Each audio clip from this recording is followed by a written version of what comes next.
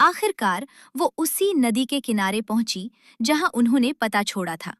आसिफा नदी के किनारे बैठी पानी में अपना अक्स देख रही थी। उसने पानी में एक और अक्स देखा, एक औरत जिसकी आंखों में वही दर्द और वही मोहब्बत थी जो वो अक्सर अपने ख्वाबों में देखती थी। दोनों की नजरें मिली तो खामोशी में हजारों बातें हो गईं। नदी के किनारे वक्त जैसे थम गया था। आसिफा ने देखा कि ये वही अक्स है जो बरसों से उसके ख्वाबों की दहलीज पर दस्तक देता था।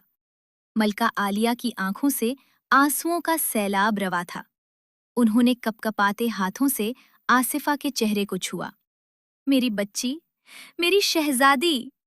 उनकी लहजे में ममता की वो तड़प थी जिसे पहचानने के लिए आसिफा को किसी जबान की जरूरत न थी।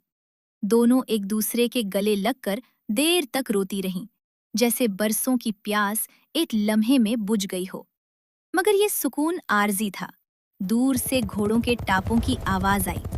जफर और उसके सिपाही जो मलका का पीछा कर रहे थे, झाड़ियों को चीरते हुए नमूदार हुए। वो रही मलका, और देखो उसके साथ वो लड़की, वही है जिसके पास शाही याकूत था। सिपाहियों के चलाने पर आसिफा सहम गई। उसने जिंदगी में कभी इतनी नफरत भरी आवाजें नहीं सुनी थीं। जैसे ही सिपाही आसिफा की तरफ बढ़े, एक ऐसी दहाड़ गूंजी कि जमीन लरज उठी। आजर, जंगल का बादशाह, चट्टान के पीछे से बिजली की सी तेजी से लपका। उसकी आंखों में गुस्से की आग थी। उसका खौफनाक जाहो जलाल देखकर सिपाहियों के पैरों तले से जमीन निकल गई।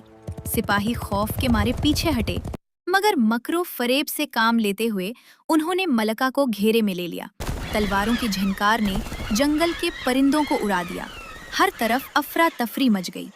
मलका ने एक आखिरी बार आसिफा की तरफ देखा और चीख कर कहा, आसिफा, भाग जाओ, अपनी जान बचाओ। सिपाही मलका को जबरदस्ती अपने साथ ले गए और आसिफा बेबसी से सिपाहियों को दूर जाते देखती रही। आजर ने सिपाहियों का ताक़ुब करना चाहा, मगर वो पहले ही घोड़ों पर सवार महल की ऊंची दीवारों के पीछे गायब हो चुके थे। अब सब्ज़ार जंगल का सुकून आसिफा के लिए मातम बन गया था। वो आजर की गार में बैठी सारा दिन रोती रहती। उसे अपनी माँ की वो सिसकियां और सिपाहियों का जुल्म याद आता तो उसका दिल कटने लगता। जंगल की हवाएं भी अब उसे उदास लगने लगी थीं।